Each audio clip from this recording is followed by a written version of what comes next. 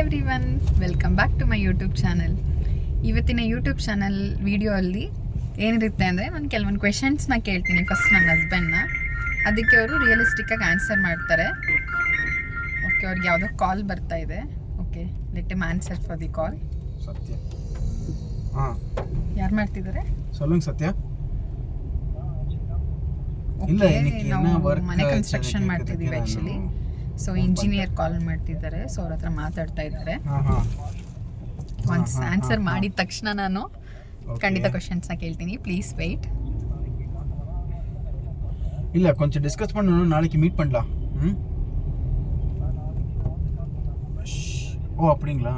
ஓ okay okay okay, take care. வந்த உடனே கூப்பிடுங்க, நான் வரேன். Okay, will meet. ಸರಿ. ಏನಂತ? ಅಮ್ಮಗೆ ಒಡಂಬು ಸರಿ ಇಲ್ಲ. ಓಕೆ, ಅವ್ರ ಅಮ್ಮನ್ಗ. ಓಕೆ ಸರಿ. ಓಕೆ, ನಾನು ನಿನಗೆ ಕ್ವೆಶನ್ಸ್ ಕೇಳ್ತೀನಿ ಅಂತ ಹೇಳಿದ್ದೆ. ಕೇಳಲಾ?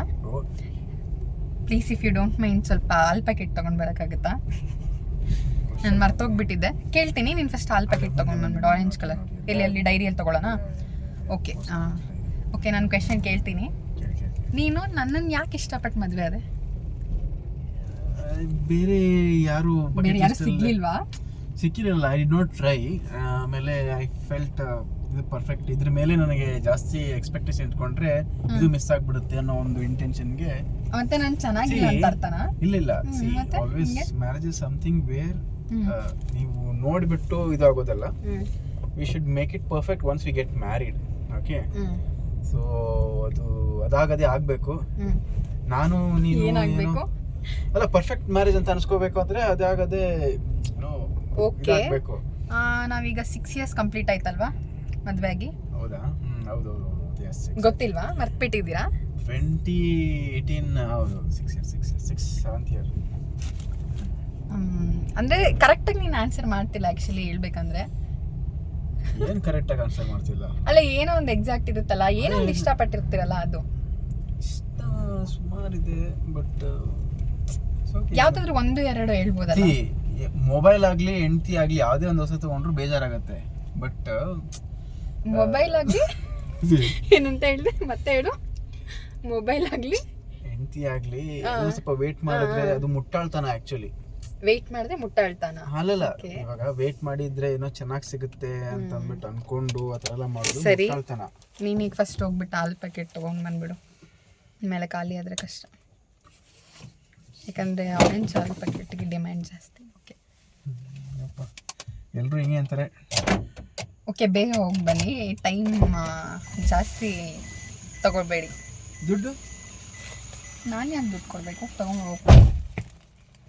ಓಕೆ, ಅವ್ರು ಹೋಗಿದ್ದಾರೆ. ನಿಜವಾಗ್ಲೂ ಅವ್ರು ಕೊಟ್ಟಿರೋ ಆನ್ಸರ್ ನಿಮಗೆ ಕರೆಕ್ಟ್ ಅನ್ನಿಸ್ತಾ? ನನಗೆ ಯಾಕೋ ಅನ್ನಿಸ್ತಾ ಇಲ್ಲ. ಯಾವುದಾದ್ರೂ ಒಂದು ರೀಸನ್ ಆದರೂ ಕೊಡಬೇಕಲ್ವಾ? ಯಾಕೆ ಮದುವೆ ಅದೇ, ಏನೋ ಒಂದು ಗುಡ್ ಪಾಯಿಂಟ್ಸ್ ಆದರೂ ಕೊಡ್ತಾ ಇಲ್ಲ. ಯಾಕೆ ಅಂತ ನನಗೂ ಗೊತ್ತಿಲ್ಲ.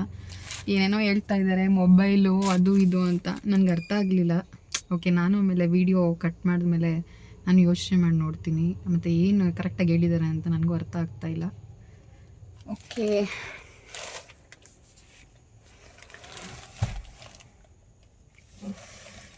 ಓಕೆ ಪಾಪ ಬೇಗ ತೊಗೊಂಡು ಬರ್ತಾ ಇದ್ದಾರೆ ಹಾಲ್ ಪ್ಯಾಕ್ನ.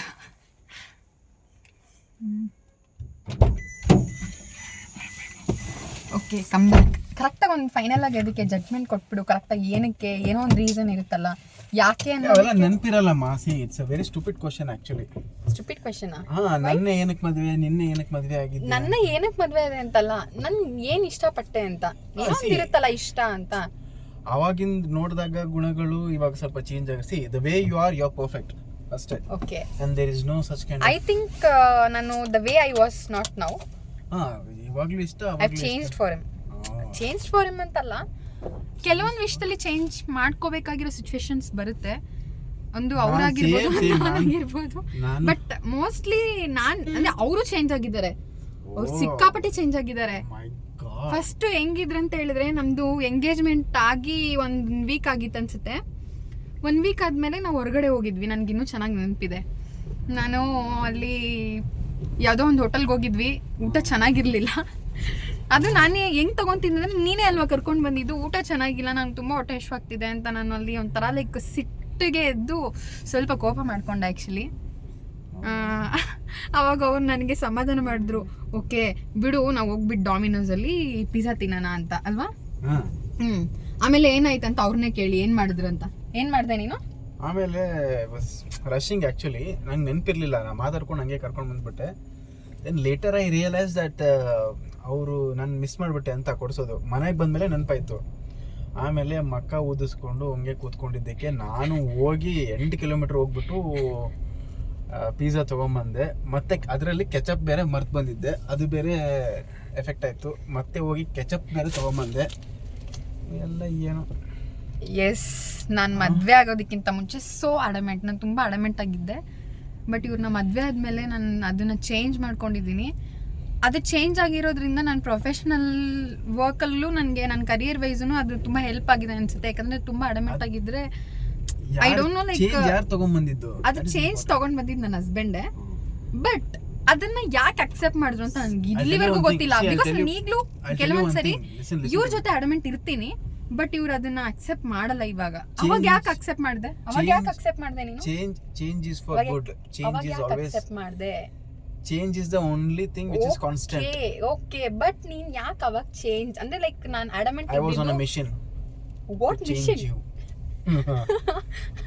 ದಿಸ್ ಇಸ್ ನಾಟ್ ಫೇರ್ ಅಲ್ಲ. ಬಟ್ ಅದು ಯಾವ್ದೇ ಹುಡುಗಿಗೂ ಅವಾಗ ಅನ್ಸುತ್ತಲ್ಲ, ಅಲ್ಲ ಯಾವಾಗ್ಲೂ ಅನ್ಸುತ್ತಲ್ಲ, ಯಾಕೆ ಇವನು ಸಡನ್ ಆಗಿ ಅವಾಗ ನನ್ನ ಅಕ್ಸೆಪ್ಟ್ ಮಾಡಿದ್ರು. ಬಟ್ ಮದ್ವೆ ಆದ್ಮೇಲೆ ನನಗೆ ತುಂಬಾ ಕನ್ಫ್ಯೂಷನ್ ಇತ್ತು, ಯಾಕೆ ಇವರಲ್ಲಿ ಯಾಕೆ ಇಷ್ಟು ಚೇಂಜಸ್ ಆಯ್ತು.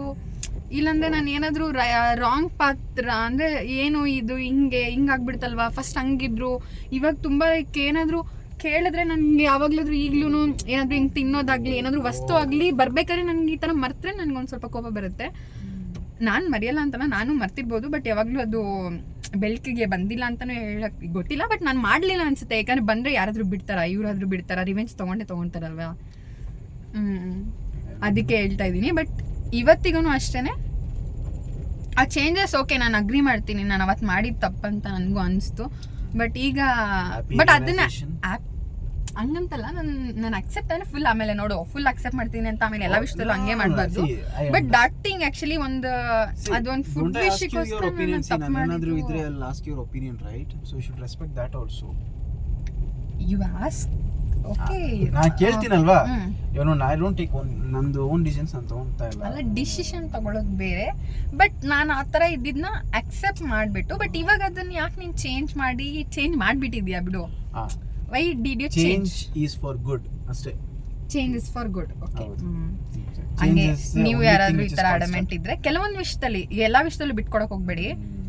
ನಾವೆಲ್ಲ ವಿಷಯದಲ್ಲೂ ಬಿಟ್ಕೊಟ್ಬಿಟ್ರೆ ಆಮೇಲೆ ಈ ಲೆವೆಲ್ಗೆ answer it's too much for a day. Actually ನನಗೆ ಇನ್ನ ಬೇರೆ ಸುಮಾರು ಕ್ವೆಶ್ಚನ್ಗಳಿದೆ, ಇಷ್ಟೆಲ್ಲ ತಗೊಂಡ್ರೆ ನನಗೆ ನನ್ನ ಓಕೆ. Next question. ಈ 6 years ಅಲ್ಲಿ ನೀನು ಯಾವ್ಯಾವ ಥರ ಅಂದರೆ ನೀನು 6 years ಅನ್ನೋದು ಒಂದು ಓಕೆ, ನಾವು ಮದುವೆ ಆಗಿ ಒಂದು 6 years ಕಂಪ್ಲೀಟ್ ಆಗಿದೆ ಅಂತ ನಿನಗೆ ಅಂದರೆ ಲೈಕ್ ಅಯ್ಯೋ 6 years ಅಪ್ಪ ಅನಿಸ್ತಿದ್ಯಾ? ಇಲ್ಲಾಂದ್ರೆ ಅಲ್ಲಲ್ಲ, ನಾನು ಹೆಂಗೆ ಕೇಳ್ತಿದ್ದೀನಿ ಅಂದರೆ ಮೇ ಬಿ ಲೈಕ್ ಹಂಗೆ ನಿಂಗೆ ಯಾವ ಥರ ಫೀಲ್ ಆಗ್ತಿದೆ? ಮೇ ಬಿ 6 years ನಿಂಗೆ 2 years ಥರ ಅನಿಸ್ತಾ ಇದೆಯಾ, 3 years ಥರ ಅನಿಸ್ತಾ ಇದೆಯಾ, ಇಲ್ಲಾಂದ್ರೆ 10 years ಥರ ಅನಿಸ್ತಾ ಇದೆಯಾ? I can't believe I'm on 2025 now. Okay. Life is moving very fast. Okay. ಅಷ್ಟೇ. ನನಗೇನು ಇದು 6 years ಅನಿಸ್ತಾ ಇಲ್ಲ. ಇಟ್ಸ್ ಹಾರ್ಡ್ಲಿ ಎನಿ 2 years ಅನಿಸ್ತಾ ಇದೆ. 2-3 years ಅನಿಸ್ತಾ ಇದೆ ಅಷ್ಟೇ. ಓಕೆ. ನನ್ನ ಮಗಳು ದೊಡ್ಡವಳಾಗಿದ್ದೆ ಎಷ್ಟು ಬೇಗ ಬೆಳೀತಾ ಇದ್ದಾಳೆ ಅಂತಾನೆ it's very surprising for me. But time ಹಂಗಿರ್ಸಿ, ನಾವು ಯಾವಾಗಲೂ ಕೆಲಸದಲ್ಲಿ ಆಕ್ಯುಪೈಡ್ ಇದ್ರೆ ಸೊ ಅದು ಗೊತ್ತಾಗಲ್ಲ ಟೈಮ್ ಹೆಂಗ್ ಹೋಗೋದು ಅಂತ, ಹೆಂಗ್ ಹೋಗ್ತಾ ಇದೆ ಅಂತ ಅಂದ್ಬಿಟ್ಟು. That's a life. ಮನುಷ್ಯ ಬ್ಯುಸಿ ಇದ್ದಷ್ಟು ಹಿ ಇಸ್ ಗ್ರೋಯಿಂಗ್ ಅಂತ ಅದರ ಅರ್ಥ ಅಷ್ಟೇ. You should realise it. Okay, that's all. ನಿನ್ನ ಮನೇನೂ ಹತ್ರ ಬರ್ತಾ ಇದೆ, ಬಂದೇ ಬಿಡ್ತೀನಿ ನೀನು. ಮತ್ತೆ ಒಂದೇ ಒಂದು ಫೈನಲ್ ಆಗಿ ಒಂದೇ ಒಂದು ಕ್ವೆಶ್ಚನ್ ಕೇಳ್ತೀನಿ. ಒಂದು ರಿಲೇಶನ್ಶಿಪ್ ಬಂದು ಅದು ಲಾಂಗ್ ಲಾಸ್ಟ್ ಆಗ್ಬೇಕಂದ್ರೆ ಜಗಳ ಬಂದೇ ಬರುತ್ತೆ, ಸುಮಾರು ಜಗಳ ಬರುತ್ತೆ, ಡೈಲಿ ಬರುತ್ತೆ. ಸಿಲಿ ಮ್ಯಾಟ್ರಿಗೂ ಜಗಳ ಆಡ್ತೀವಿ, ನಾನಂತೂ ತುಂಬ ಆಡ್ತೀನಿ. ಇವರು ಆಡ್ತಾರೆ, ಆಡಲ್ಲ ಅಂತ ಏನಿಲ್ಲ. ನಿನ್ಗೇನು ಅನ್ಸುತ್ತೆ ಅಂದರೆ ಹೆಂಗೆ ಲೈಕ್ ನಾವು ಲಾಂಗ್ ಅಂದರೆ ನಾವು ಅದನ್ನು ದೊಡ್ಡದು ಮಾಡಿದೆ ಹೆಂಗೆ ಅದನ್ನು ನಾವು ಇದು ಮಾಡ್ಕೋಬೇಕು, ಸ್ಟಾಪ್ ಮಾಡಿಕೊಂಡು ಅದನ್ನು ಓಕೆ ಅದಕ್ಕೊಂದು ಫುಲ್ ಸ್ಟಾಪ್ ಅಂತ ಹೆಂಗೆ ಇಡಬೇಕು? ದೇ ಶುಡ್ ನಾಟ್ ಸ್ಪೀಕ್ ಒಬ್ರಿಗೊಬ್ರು ಮಾತಾಡಬಾರ್ದು. ಒಬ್ರಿಗೆ ನನಗದು ತುಂಬ ಬೇಜಾರು, ನನಗದು ತುಂಬ ಕೋಪ ಬರುತ್ತೆ. ಏನಾದರೂ ಜಗಳ ಮಾಡಿರ್ಬೇಕಾದ್ರೆ ಏನು ರೆಸ್ಪಾಂಡ್ ಮಾಡಲ್ಲ ಸರಿಯಾಗಿ. ಓಕೆ, ಅದು ಸ್ಟಾಪ್ ಮಾಡಿಬಿಟ್ಟು ಅವ್ರ ಪಾಡಿಗೆ ಅವ್ರು ಇರ್ತಾರಲ್ವ, ಅವಾಗ ನಮಗೆ ಎಮೋಷನ್ಸ್ ಕ್ರಿಯೇಟ್ ಆಗಿ, ಅದು ನಾನು ಎಸ್ಪೆಷಲಿ ನಾನು ತುಂಬ ಅಳ್ತೀನಿ, ನನಗೆ ಎಮೋಷನ್ ತಡ್ಕೊಳ್ಳೋದಕ್ಕೆ ಆಗಲ್ಲ. ಅವಾಗ ನನಗೆ ಬಂದು ಅವ್ರು ಏನಾದರೂ ಅಳ್ಬೇಡ ಸಾರಿ ಆ ಥರ, ಓಕೆ ನಂದೇ ತಪ್ಪಿರ್ಬೋದು, ಬಟ್ ಅವರು ಒಂಥರ ಸಮಾಧಾನ, ಸಾರಿ ಹೇಳ್ದೇನು ಸಮಾಧಾನ ಮಾಡ್ಬೇಕಂತ ನಾನು ಅನ್ಕೋತೀನಿ. ನೀವೆಲ್ಲರೂ ಏನು ಅನ್ಕೊಂತೀರಾ?